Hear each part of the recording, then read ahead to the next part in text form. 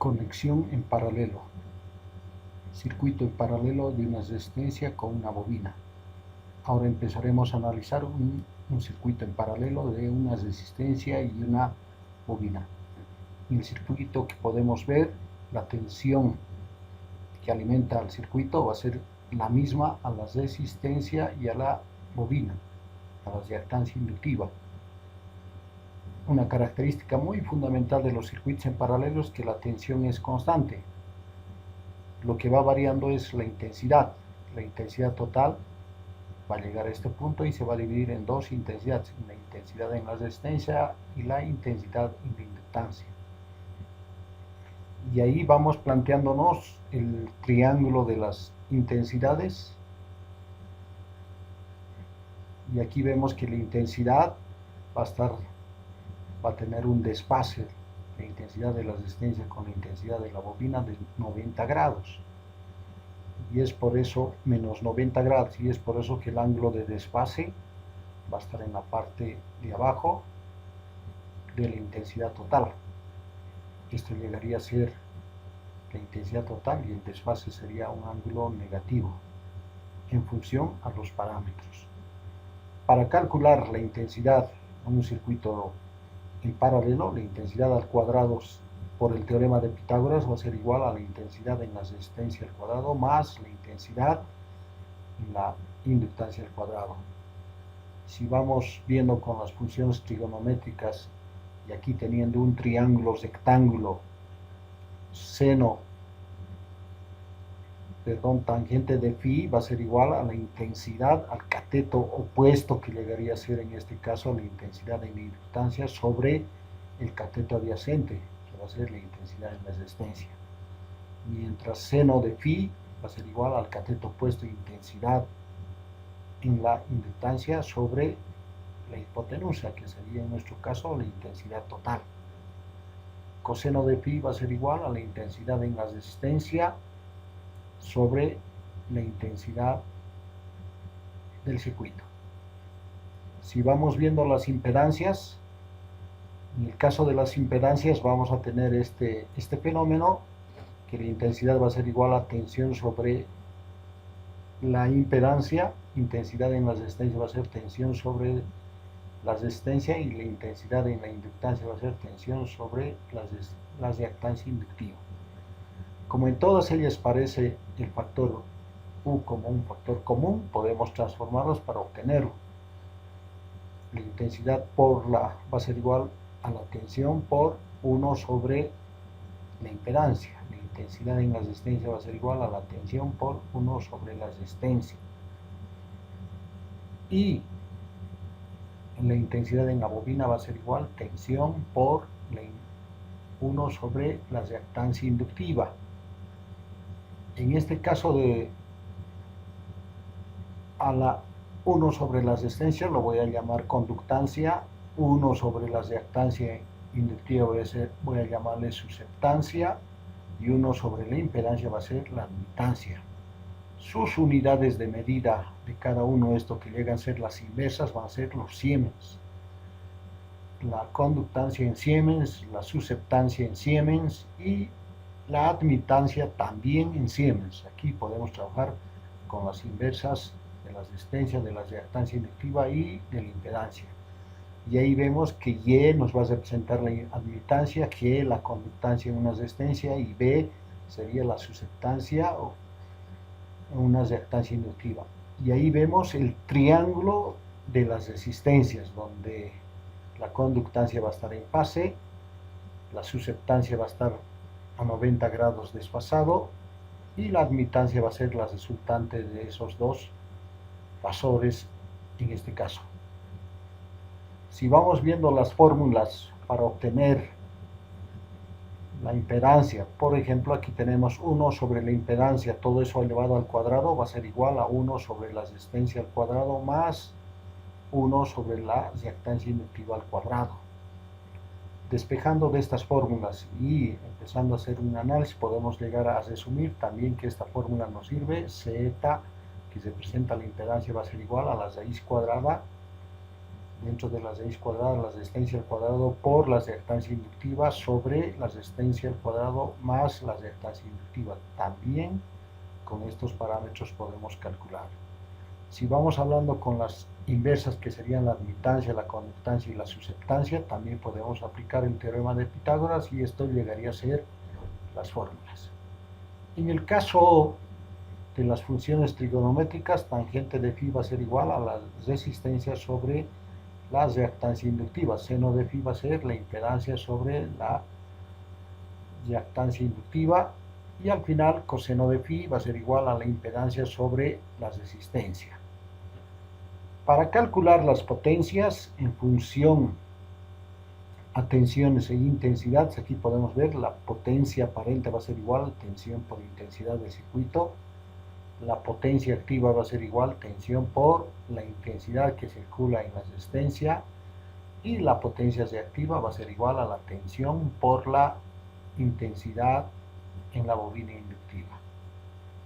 En este caso vemos el triángulo de potencias, donde en fase llega a ser el que está no hay nada de desfase, llega a ser la potencia activa, el que está desfasado a 90 grados, la potencia reactiva inductiva, y la potencia aparente, la resultante, el desfase que va a producirse en el circuito. Para aplicar las fórmulas, si quisiéramos calcular igual que en circuitos en serie, las fórmulas van a ser idénticas. La potencia aparente al cuadrado va a ser igual a la potencia activa al cuadrado más la potencia reactiva al cuadrado.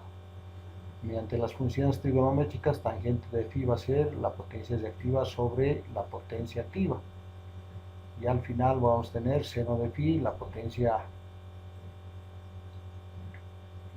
reactiva sobre la potencia aparente. El coseno de phi va a ser igual potencia activa sobre potencia aparente. Aquí vemos un ejercicio de aplicación donde vamos a tener una inductancia de 2 henrios. Se encuentra conectado en paralelo con una resistencia de 400 ohmios. La tensión total del circuito vale 220 y la frecuencia va a ser 50 Hz. Calcular la impedancia total de la conexión y construir a escala adecuada los triángulos de admitancia y potencias. Para calcular la reactancia inductiva teniendo la inductancia en hercios, aplicamos la fórmula: reactancia inductiva, la frecuencia circular por la inductancia. La frecuencia circular es 2 por pi por la frecuencia, y reemplazamos valores: 2 por 3.1416, que llega a ser pi, por 50 por 2. Aplicando la calculadora vamos a tener 628.32 ohmios al hacer ese producto de esos valores. Para calcular la impedancia para calcular aplicamos la fórmula general, pero nos puede servir la otra fórmula que aquí vamos viendo. La impedancia va a ser igual raíz cuadrada sobre, o dentro de la raíz cuadrada va a ser tensión al cuadrado por la reactancia inductiva al cuadrado, dividido entre la resistencia al cuadrado más la reactancia inductiva al cuadrado.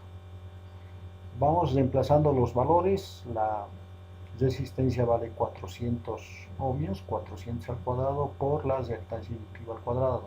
La reactancia inductiva es 628.32 al cuadrado, y en la parte del denominador 400 al cuadrado más 628.32 al cuadrado, que les representa esto la reactancia inductiva.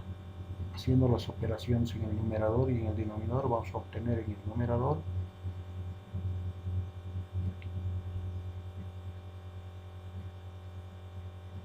6.316.576.358,4, y en la parte de abajo vamos a tener 554.786.0224. Si hacemos esa división, al final vamos a obtener 113.856,08. Sacando raíz cuadrada obtenemos la impedancia, que llegaría a ser 337.42. Aquí ya teniendo estos valores y teniendo ya la impedancia, vamos a conseguir la conductancia, la susceptancia y la admitancia. Como ya sé cuánto vale la resistencia, 1 sobre 400 me va a dar 0,0025 siemens. La susceptancia me va a dar 1 sobre la reactancia inductiva, 1 sobre 628,32 y eso me da 0,00159 siemens. Y la admitancia 1 sobre la impedancia, 1 sobre 337.42 y ahí me da 0,00296 siemens.